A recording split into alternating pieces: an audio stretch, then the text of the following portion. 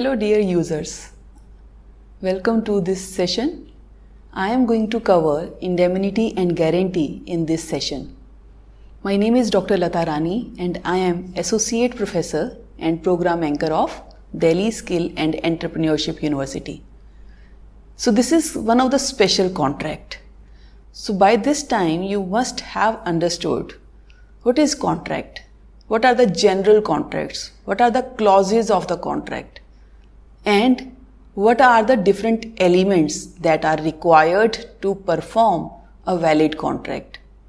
But when we speak this word indemnity and guarantee, these are those special contracts which are existing in the eyes of law under section 124 to 147. So we are going to deal these two contracts in a separate manner. First section would be dealing with the indemnity. I would be discussing what indemnity contract is, how such contracts can be created, what are the different parties to these contracts, what are the different regulations, clauses of such contract, and my another part of this session would talk about contract of guarantee. In the similar manner, I would be finishing up my session with the difference of indemnity and guarantee. So keep learning and just starting the session. Indemnity contract. Like I mentioned, Indian Contract Act takes out these special contracts, that is contract of indemnity and contract of guarantee under the section 124 to 147 of Indian Contract Act 1872. So this is the overview. You should know what are the sections that deals with these special contracts. Let us understand what is contract of indemnity. This is defined under section 124, whereby law says this is a contract by which one party promises to save the other from loss caused to him by the conduct of the promisor himself or by the conduct of any other person. Then this kind of contract is contract of indemnity. That means when any person offers the services that I would be protecting you from the loss, whatever would happen at any point of time during the contract, then I is called indemnifier. So basically this is a special contract where one party is protecting you from the loss. If any point of time you feel that I may be suffering the loss from this party, then you can give this as a contract to the indemnity nature. So when there are parties called indemnifier and indemnified, so the party who promises to save the other party from the loss is known as indemnifier, and the other party whose loss is saved against the loss, then that party is known as indemnified or indemnity holder.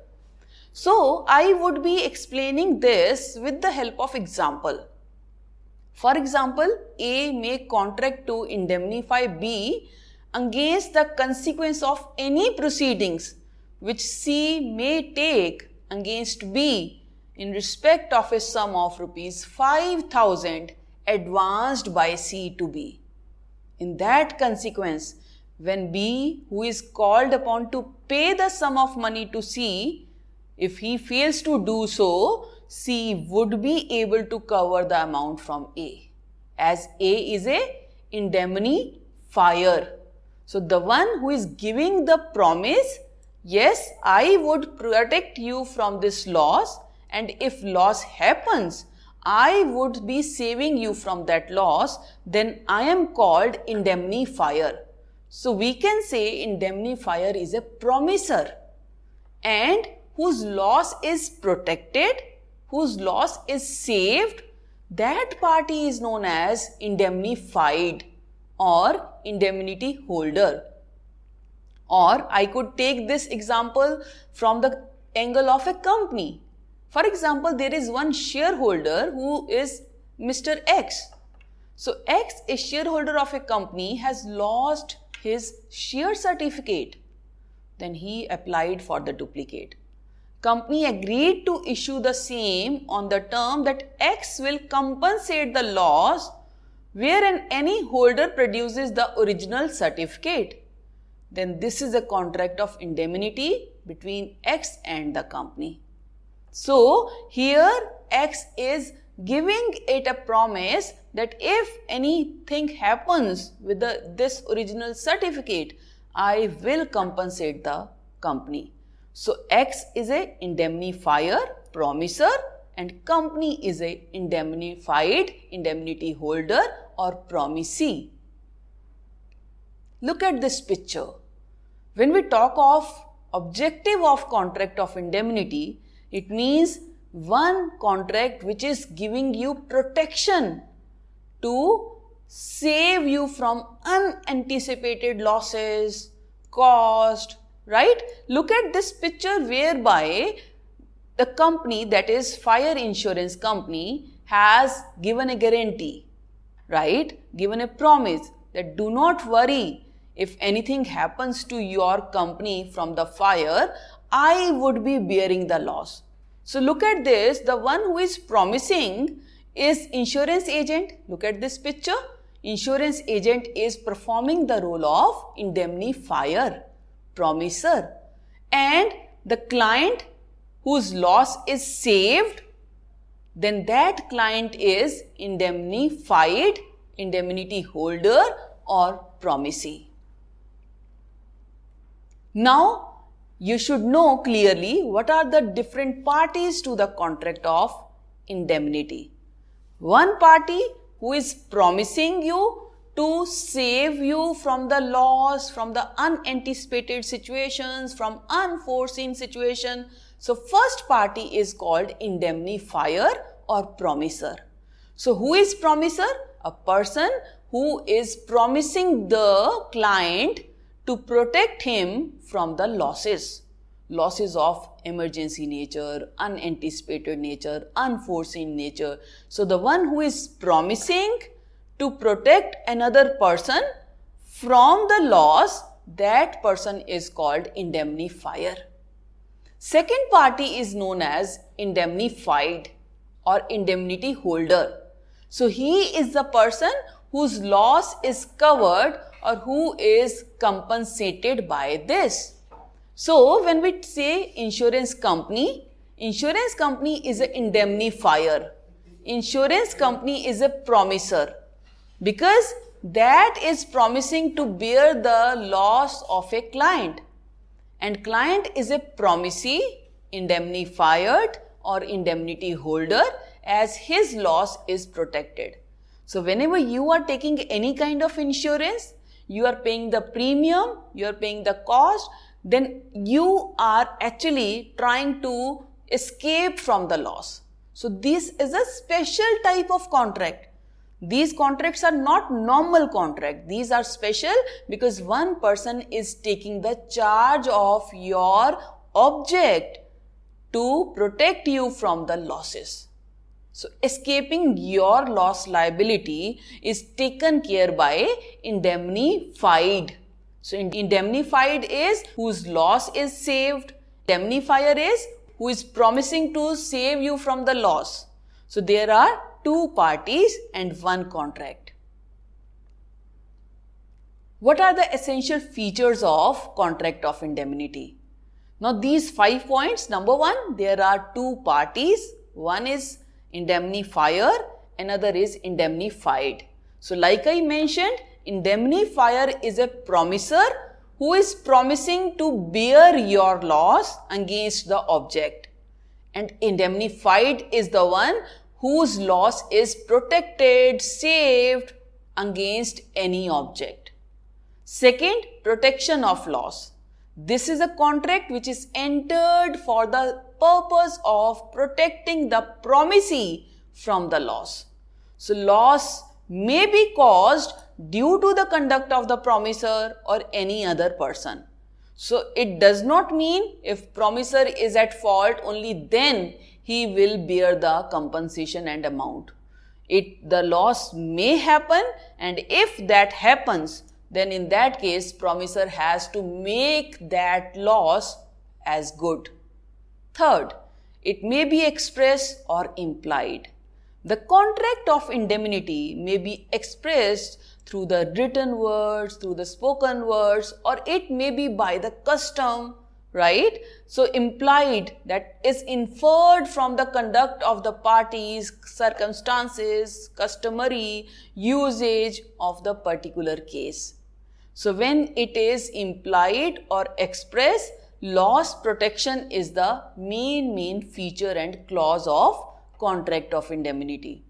Fourth, yes, it should have essentials of valid contract.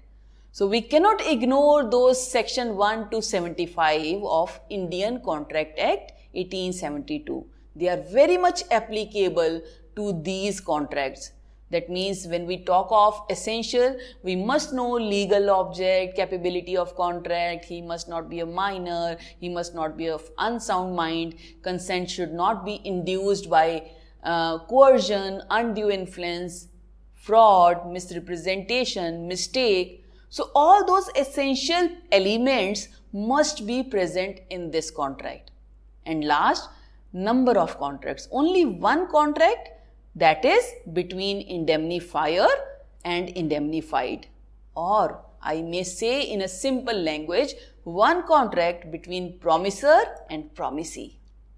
So promisor is a person who is giving a promise to protect the promisee from any unanticipated loss. So this is a contract of indemnity. You should know what is the right of a promisee under this.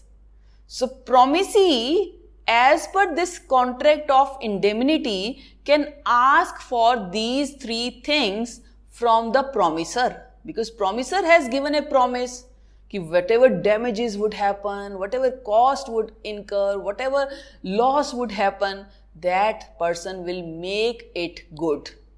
So rights of promisee can be categorically divided into three parts. One, right of recovering damages. Second, right of recovering cost. And third, right of recovering sums. First is right of recovering damages. All kind of damages that he is compelled to pay in a suit in respect of any matter to this contract is applicable under the contract of indemnity. So if promisee is paying some damages, indemnifier, that is promisor, has to make that good.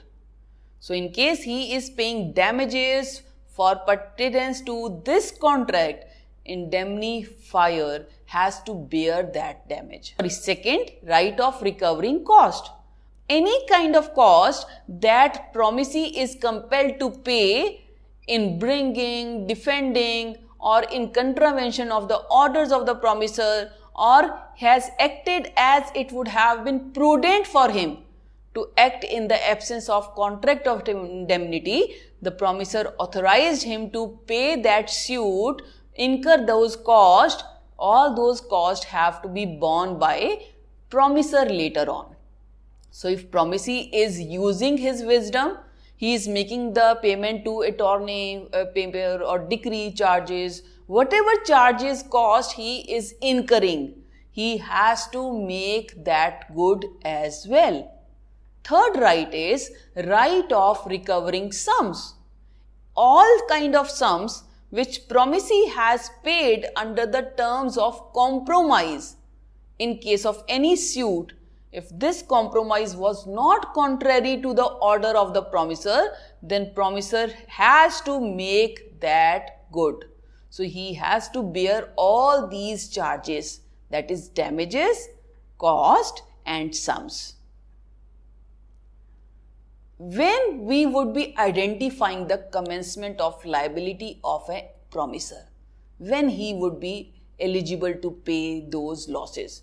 See, indemnifier is not liable until promisee has not suffered any loss.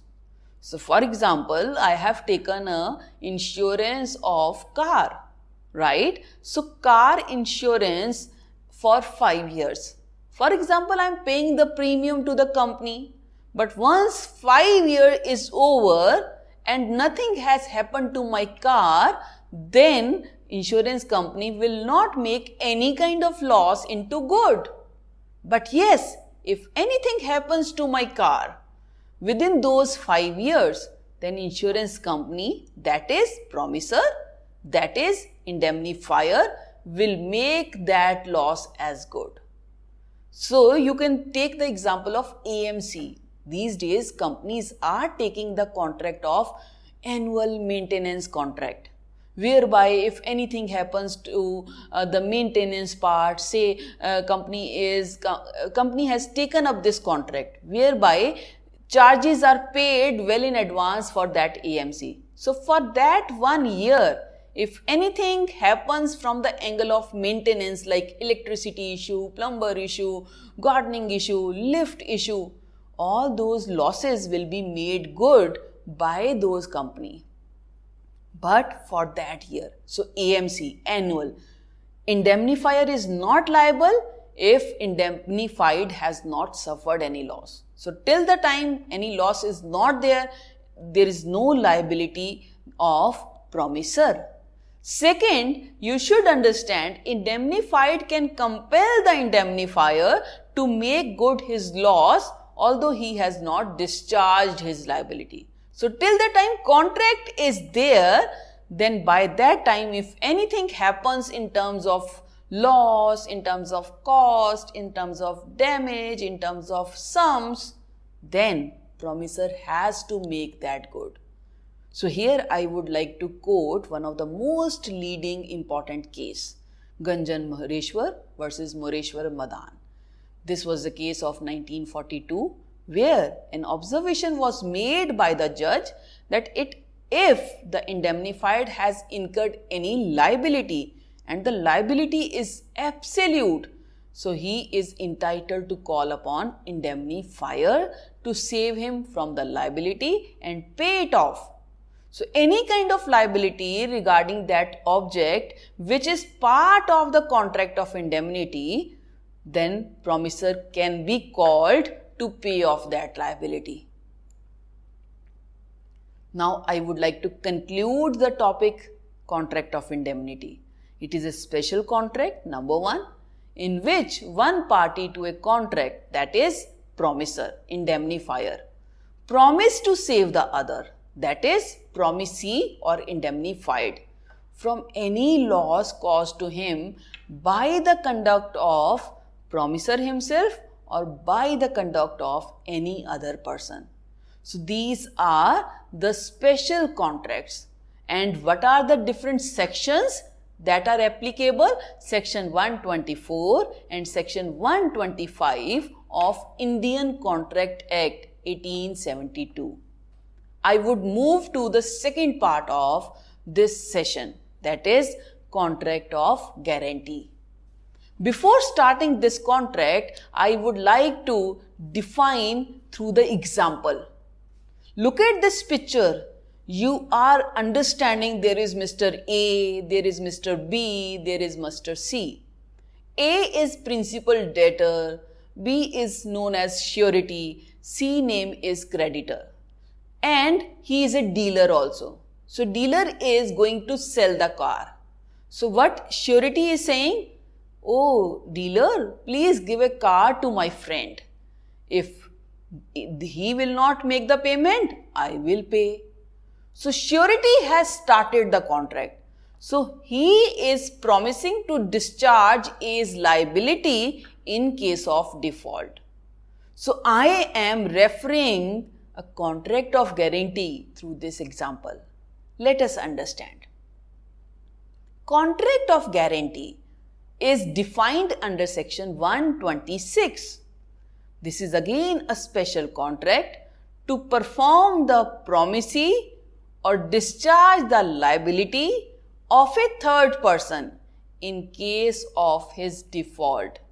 So guarantee may be either oral if it is just a spoken contract or written if it is an in-written contract. So what are the different parties to the contract of guarantee? 3 parties. 1.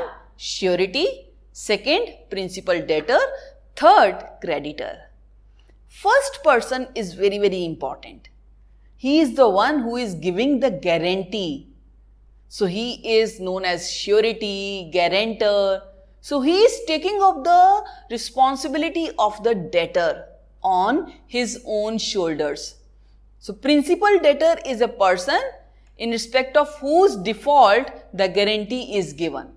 So eventually debtor was responsible to make the payment, but that responsibility has been taken over by surety. So if default is there, from the debtor's point of view, surety will make the payment.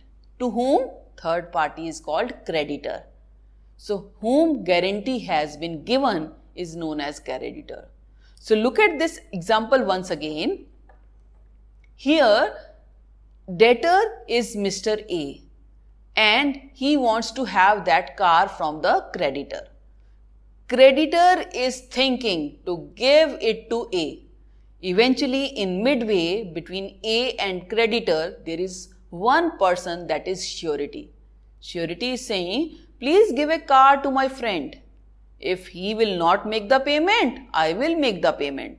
So the role of surety is very, very important to have a contract between debtor and creditor. So if surety would not be there, there is only a contract between debtor and creditor. But now there are different contracts. One contract between debtor and creditor. Second contract between debtor and surety. Third contract between surety and creditor. So this is a contract of guarantee which is defined under section 126. Look at this example. X and Y go into a car showroom where X says to the dealer to supply latest model of WagonR to Y. And in case Y is failure to make the payment, X will be paying for it. So this is a contract of guarantee where X is promising to discharge the liability of Y in case of his default. Look at how these could be understood from the party angle. X is a debtor who needs WagonR car. Y is a surety, right? Who is saying if X will not make payment, then he will make the payment. And car company is a creditor who is supplying the latest model of WagonR to X. Similarly, from another example you could understand, Mr. X is advancing a loan of rupees 25,000 to Mr. Y. And Mr. Z is promising that in case Mr. Y fails to repay the loan, he will make the payment. So again this is a case of guarantee. So here you should again understand X is a creditor because he is giving a loan. Y is taking the loan, he is a debtor, principal debtor, and Z is a giving a guarantee, he is a guarantor. So Mr. Z is a surety. What are the essentials of a valid contract? Now, please understand all these special contracts must fulfill these criteria. Number 1, essential of a valid contract. That means section 1-75 of Indian Contract Act is applicable to this act also. So contract must be between 2 or more than 2 parties. They must be capable to enter into a contract. They must not be minor, must not be of unsound mind. It must be duly backed by the consideration. All those essential features are very much applicable to the contract of guarantee. Second, consideration must be there. So surety is giving a guarantee. So he is playing a role of guarantor. So there must be some consideration available for him. Third, they must be competent enough. So it should not be that he is of unsound mind, he is of minor age, he is not major, he is debarred from entering into a contract. This should not be the scenario. Next, existence of a recoverable debt. Yes, so surety or guarantor is giving a guarantee which is existable. It cannot be for the future that in case he will take the car from the company, I will make the payment after 5 years. This should not be the scenario. Debt should be recoverable. It should not be impossible to recover the debt. Next, there should not be any induced technique, no misrepresentation or concealment of facts. You should not hide the material or prima facie evidences. It is a duty of the debtor and creditor to make a clear facts and figures to the surety. Next, conditional liability of surety. Yes, it is very, very right. Surety is not responsible at a prima facie.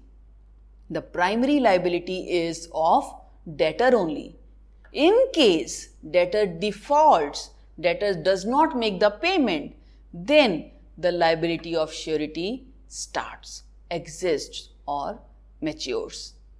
Next, concurrence of all three parties. Yes, there are three parties whereby one is principal debtor, second is creditor, third is surety. So there is a concurrence. Three types of contracts are existing between them. One, between debtor and surety. Second, between debtor and creditor. Third, between surety and creditor.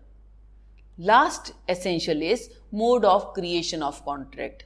These contracts may be created either through the spoken words if it is an oral contract or through the writing if it is a written contract. We must know what are the different kinds of guarantee.